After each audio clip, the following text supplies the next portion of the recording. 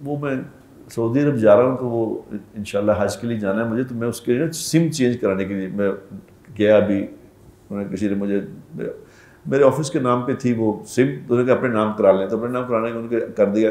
تو میں ابھی یہ سامنے جیز کا دفتر ہے، میں آیا تو جی سر انگوٹھا لگا دیں آپ وہاں جا کے. تو میں انگوٹھا لگانے کے لیے گیا تو ایک لڑکی بیٹھی تھی، ایک لڑکا بیٹھا تھا. انہوں نے کہا سر آپ 2 منٹ تشریف رکھے، یہ تھوڑا پروسیس ہے.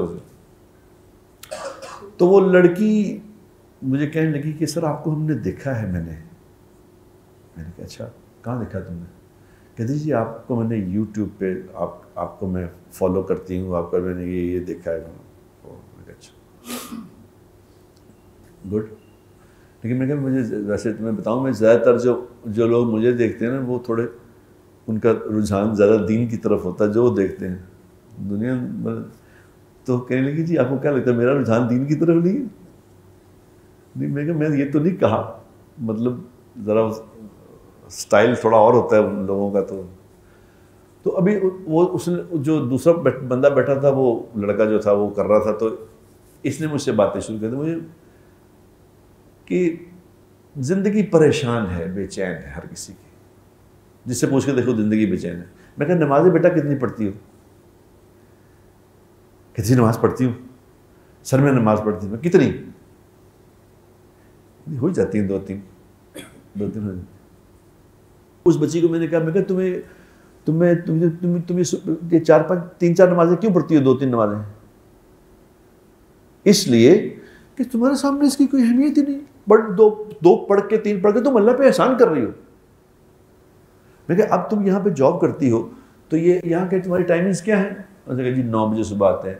میں کہا اگر تم 9 بجے یہاں 2-4 دن نہ آؤ، 10-12-11 بجے آنا شروع کر دو تو کیا خیال ہے تمہارا کیا ہوگا؟ اس نے کہا جی چھٹی ہو جائے گی فوراً. تو میں نے کہا بیٹا یہ ہمیں سمجھ آ جائے نا اگر کہ جو فجر کی نماز ہم نہیں پڑھ رہے، 3 دن کے بعد ایک فرشتہ آئے گا اور آ کے منہ پہ 10 تھپڑ مارے گا. اگر یہ پتہ چل جائے نا ہمیں تو کوئی بھی چھٹی نہیں کرے گا. یہ اللہ تعالیٰ نے چھپا کے اس کا فیصلہ موت پہ ہونا ہے. ہاں یہاں کیا ہوگا؟ یہاں یہ جو نافرمانی کی زندگی گزارو گے تو یہاں پھر یہ کہ ہلکی ہلکی پریشانیاں، ہلکی ہلکی مصیبتیں، جہنم والی مصیبتیں یہاں ان کی ہلکی ہلکی ہوا آئے گی. جس کی زندگی جہنم والی بن رہی ہے، غور سے سن لو خدا کے لیے،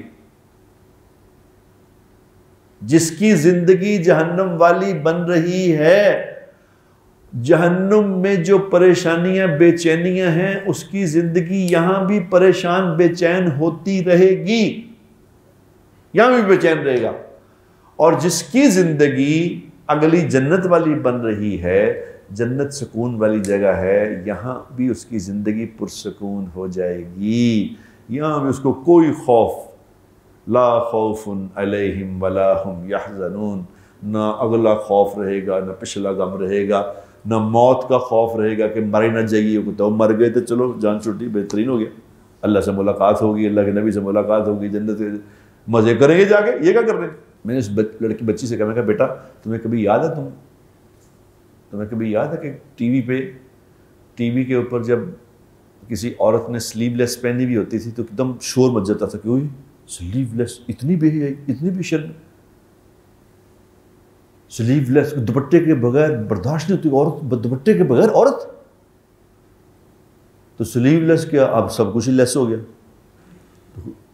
تو برا بھی نہیں لگ رہا کہ ایک تو برا لگتا، اب برا بھی نہیں لگتا کہ ٹھیک بس. یہ تو آہستہ آہستہ یہ باطل کی محنت بڑی سلولی ہوتی ہے، آہستہ آہستہ پینیٹریٹ کرتے ہیں اندر، آہستہ آہستہ پینیٹریٹ کرتے رہتے ہیں کہ وہ پھر کیا ہوتا ہے کہ احساس زیاں جاتا رہا،